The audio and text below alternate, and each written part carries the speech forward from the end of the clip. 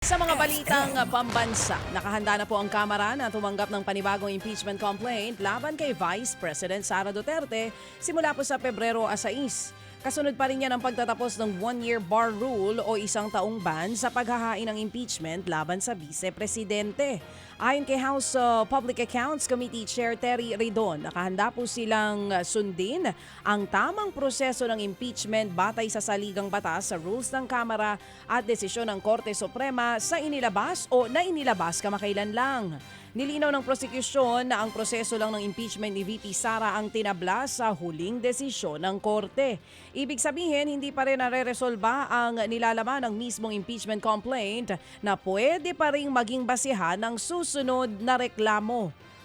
Sa ibang balita, nailatag na po ng Second Congressional Commission on Education o EDCOM-2 ang 10 taong master plan para tugunan ang krisis sa edukasyon sa bansa simula po sa 2026 hanggang taong 2035. Ayon kay EDCOM-2 Executive Director Carol Markey, hindi kayang ibuhos sa loob ng 1 o 2 taon ang pagtugon sa krisis sa edukasyon. Kailangan daw itong planuhin at maipatupad sa loob ng 10 taon. Lalo't maraming ahensyang may kanya-kanyang plano pero hindi naman nag-uusap-usap.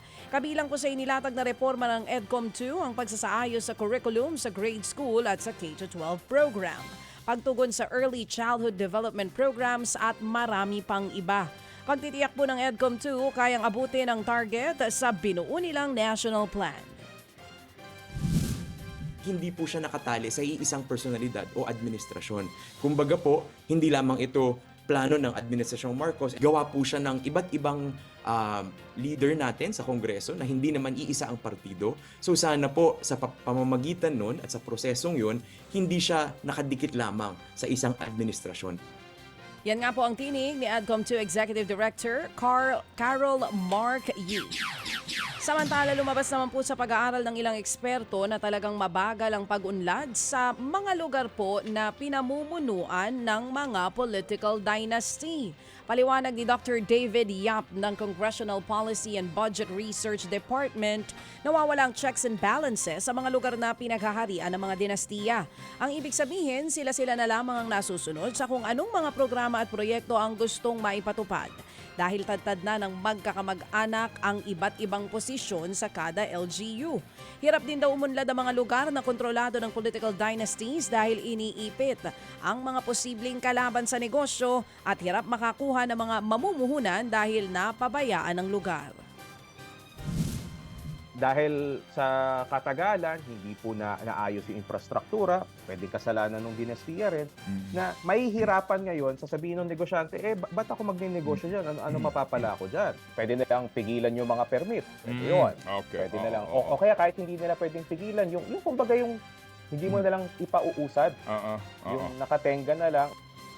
Yan nga po ang tinig ni Dr. David Yap, ang Director ng Congressional Policy and Budget Research Department. Mga kapatid, brothers and sisters, saan ka pa? Dito na tayo sa Totoo.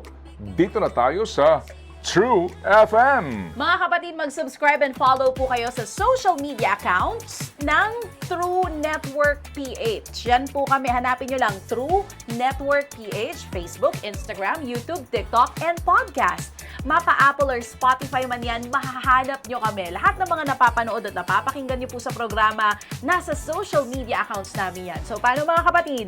See you sa social media!